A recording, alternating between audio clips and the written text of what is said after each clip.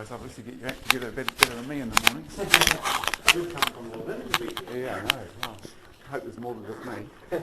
Oh, you know, I've got 1, 2, 3, 4, 5, 6, 7 people this morning, so we're right on. That's a little gift for you. Oh, thank you very much, thank you. It's 5 hours long, unfortunately. Oh, well. Have you heard of the Massey lectures? Oh, yes, I have, yes. Yeah, that's last year's one. Oh, right. They often play those on national radio, don't they? Sometimes. Sometimes they do. Or they, it's a bit like that BBC thing that they have. Yep, and that's all audio CDs, 1 to 5, okay. and there's also an MP3 one there as well, so you can put it on. Well, the audio because I do so much driving. Yeah. Yeah. But you download that onto your MP3 page. You've got one. I've got an iPod. Yep. Yeah, just put it in the computer and just transfer it across. Load it all onto your iPod easy. Yeah, good. So I might have to do that. Get my iPod together. Right. Okay. So you're not in the National Party haven't taken you to jail yet. I've been to court once. Have you? What did they say? And I've been done for restitution of $1,500, $750 per sign. $1,500. Yeah. $750 per billboard. Right. Yeah. It's been transferred to Levin, so I thought it was in Pororua and I got it transferred to Levin, so I want to spin it out so and lands more in the middle of the election period. Right. Yeah. Yeah. There should be something in this morning's Observer about it. I haven't seen the Observer this morning. Yeah. And I'm hoping to get community service or something like that. I'm not taking police diversion or anything like that. Yeah. Yeah. Yeah. Then I have to apologise. I'm not apologising. So I'm going to take community service of some kind and just spin it out a bit more and blow it up a bit more and just keep on going. Keep going using it as an embarrassment. And I have to pay the $1,500 off, so I'll have a counter on my homepage ticking off the cents I'm paying national each week. Right through into oil crash and beyond. Oh, you're going to work it out to the date that they work backwards. Work out the amount you've got to pay to meet the. Oh no, I think I can get away with $5 a week. Right. Yeah. 300 weeks. And who gets that money? Well, it's restitution, so it goes to the National Party, I guess. They're the victim. Yeah. Oh, I see. Oh. Okay. Because I saw someone told me that that Sari had seen you and thrown a real tantrum at you. Yeah. Yeah. Take that sign down. I'm going to take legal action. I said, as long as you don't shoot my dogs. You know, what's all that about? I was protesting at the National Party at Bill Don Brash's little thing over the railway line in Waikanae. I didn't know it was on. I just happened to be there and it just happened to be on, so I'll stay here. Yeah. I had my lights flashing, my hazard lights flashing with the oilcrash.com facing the room. Yeah. So everyone in the room could see the website. I dropped leaflets all around all the cars and everything. And Nathan Hughes, I don't fiddle, love and fiddle. You see us all as being the same. Nathan Guy's campaign manager came out and said, "You better watch it, mate, or someone will shoot your dogs." And do you have dogs? Yeah. Yeah. Jack Russell and a Russell's Griffin. And did he know that when he said that? I was sitting there right beside him. He stuck his head through the window of my van and said, "Someone will shoot your dogs." That's so what's his name? He's the campaign manager. Oh, Michael. He's got white hair, glasses. It's all on my website, the whole story's there, okay. including a picture of the dogs. So that's shamelessly going after the sympathy vote. Anyway, what do you personally think about the situation I'm on about? Well,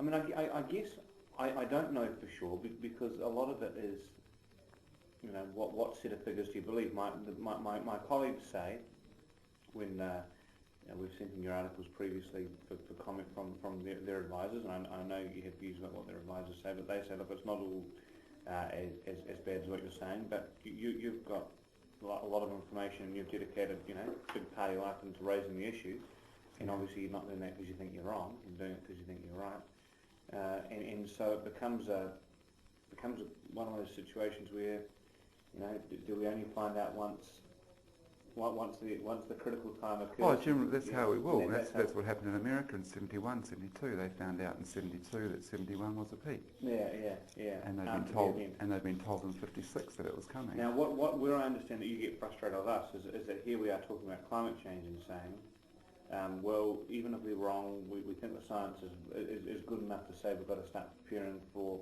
climate change, therefore we're going to have carbon charge, we're going to do all these sort of things. And I guess in a way with petrol taxes we are trying to, it is trying to ration use in a sense, although... I think you should treble the petrol tax. People don't appreciate how cheap petrol is here. Totally. I was only in Britain as an adult once, it was last year, and had to fill up, and I just couldn't believe how much that would cost. So, obviously trying not to overuse a resource is important, whether it's petrol or, whatever it is, whatever sort of natural resource it is. Whether or not things are as bad to the point of the crash sort of thing, I just don't know. And I've got two competing lots of information about the stuff that you've sent in, and I've got the stuff that when I've sent it to our so-called experts or officials or advisors or whatever, Ministry of Economic Development people, they say, yes, we're familiar with this article and here's what we think about this, blah, blah, blah.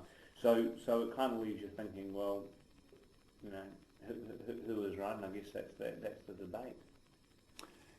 Yeah. What's the international agency we listen to a lot?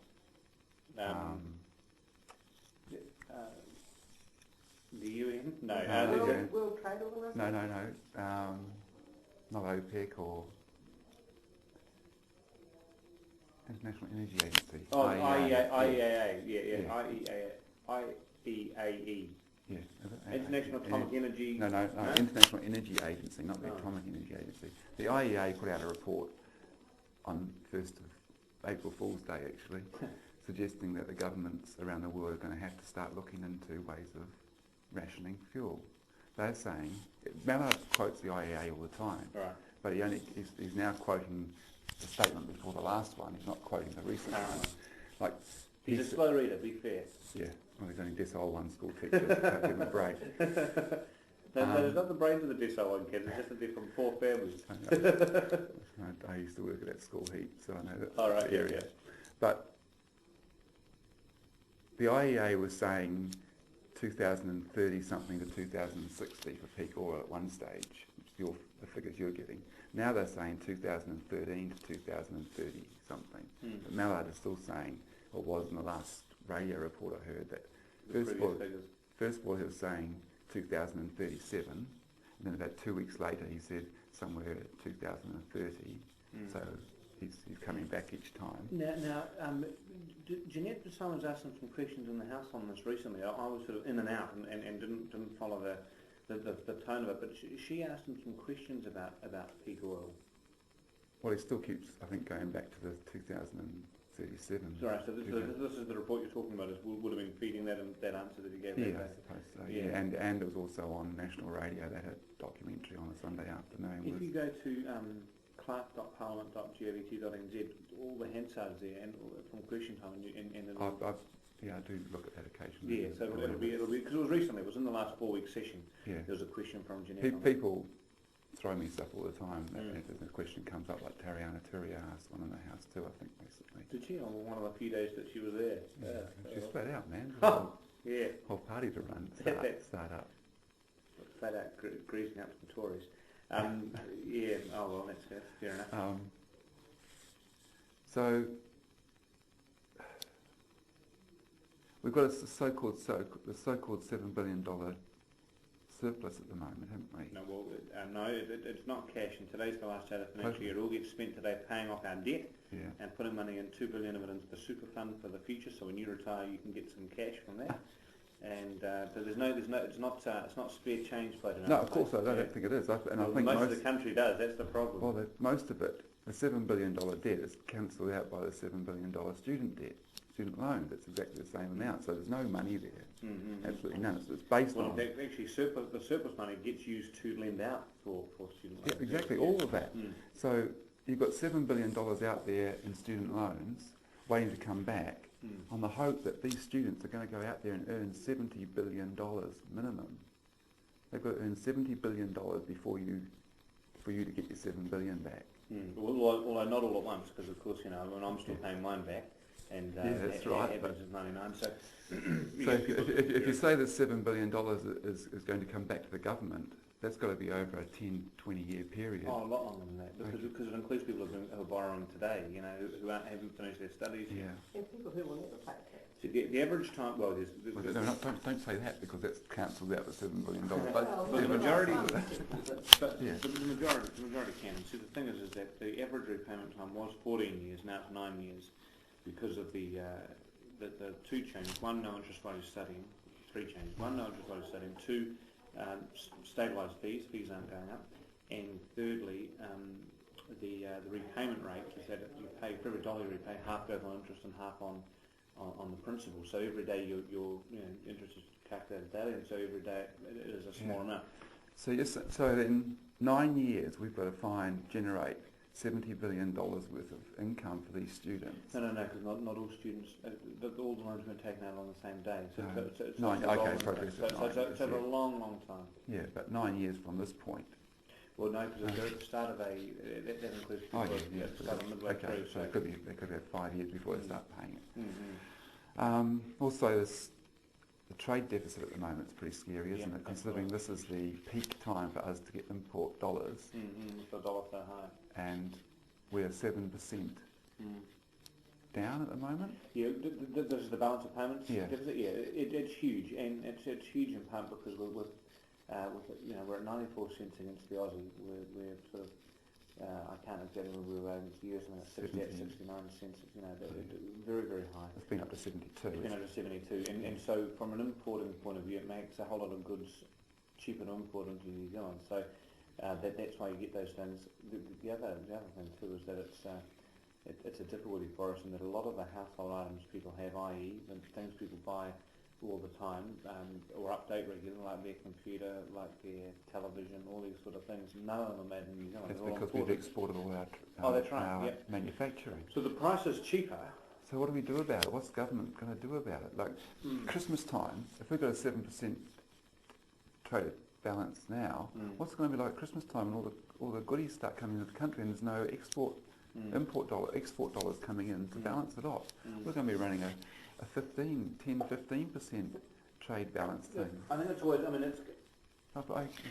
And like America, they reckon America's going to hit the wall running at a 5%. And we're 7 now, in the peak good times for us. Well, it's the peak good time around the wrong way. It's the peak good time for imports. Yeah, something. Yeah. No, it's good.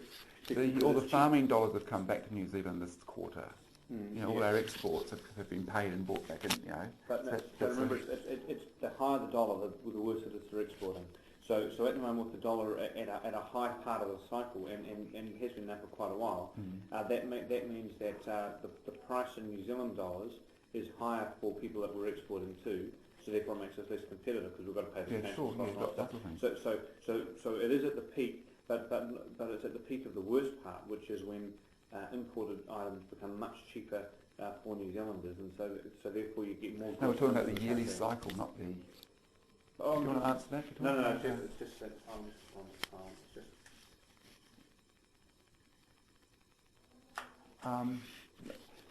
the yearly cycle for New Zealand is this time of year we have the best return on our exports. I see what you mean. Right, yeah. So we've got our best return on our exports, and we're still 7% down. What's going to happen at Christmas time when it's the worst return for our exports, apart from the fact that we're getting a bit more, I think we get a bit more money for beef around December, spring lambs and all that, start getting some money back in. But apart from that, most of our trade at that time of year is importing. Yeah, it's offset. And what makes it worse is the high dollar. There's no doubt about that. And surely the high cost of oil at the moment. Well, although it's not a high cost in New Zealand compared to a lot of countries, is it? But it was $60 a barrel. Yeah, $84 New Zealand. Is getting up there and getting high. I think the other thing too that happens at Christmas time is that we get a lot of foreign currency coming into the country too, which doesn't. The tourism thing is our biggest earner now, but it's not counted as part of those figures for your balance of payment deficit because it's not necessarily a transaction. People buying your currency. Then that becomes part of your domestic consumption. So the figures are all over the place. But there's no doubt that Western countries are running significant trade deficits, and a lot of that points back to China. And you know, is it a good thing? Is it a bad thing? If you accept globalisation, then you say, well, it doesn't really matter because some years you're up, some years you're down, and you're part of a global trading pattern. But if you don't take that view, and you say, well, look, New Zealand should be able to sustain itself economically, then you would think it was a bad thing. What do you think about these? This is a personal question reflecting what I'm thinking about doing soon. What do you think about these hybrid cars as a way of... A hybrid car has to travel 155,000 miles before it starts being a benefit to the planet over an SUV. Say that again? A hybrid car, yeah. You've got to travel 155,000 miles in it. Right, well, how much is that in kilometres? A couple of 100,000? 230,000 kilometres. Right. Before you start getting an environmental return right. on the car, because most of the oil used in a car, the manufacturer of a car uses more oil than it will use in its whole lifetime. Oh, okay, so that's the production rather than the production of the car. And a hybrid has a far more technological stuff in it than an SUV. So therefore its input is greater at the manufacturer point. Also, we still have to make roads for it to drive on, and it still uses tyres. And I think there's a barrel of oil per tyre or something, and there's... So an SUV is more environmentally friendly than that, if you take that definition of it, like if you look at the manufacturing side of it. An SUV is better for the environment than a hybrid car. Mind you, see, my car, I've already done 210,000 kilometres, so I would be returning something to the environment. Yeah, in another year's time. But that's right, yeah. I suppose you could look at it that way, except the fact that it's not. I mean, if you cut your wrist with a blunt knife or a sharp knife. Yeah, for sure. No, I understand that. Yeah, and then a hybrid car is a blunt knife to the throat of the planet. So everybody running around and saying, isn't it nice we've got hybrid cars? Sorry? Everyone who's saying that it's great we've got hybrid cars have to be prepared to keep it for a long enough time that it has a return. Yeah. But given the cost of the car is there anyway, isn't it saving? You've got to manufacture the car anyway. Yeah, right. I guess you say that. Yeah. Both of those cars have to be manufactured anyway. Yeah. Then post-manufacture, isn't there a benefit? In the 150, in 2 or 3 years' time, I guess you could say that. But I would drive a car for that long. Just mean on the running, just on the running. The fact that you have already produced 2 cars. Yeah. One's going to consume heaps of petrol, and the other one's not. The SUV takes heaps of petrol. Yeah. The other one Wouldn't doesn't. Yeah. So from that point on, there's an advantage, isn't there? Yeah. Okay. If you had to go and buy a new car today, but the idea is that So the counter argument is that we don't build any cars. That's not going to happen. Well, it is going to happen, but not. Not by choice. In a year or two. Yeah. So yeah.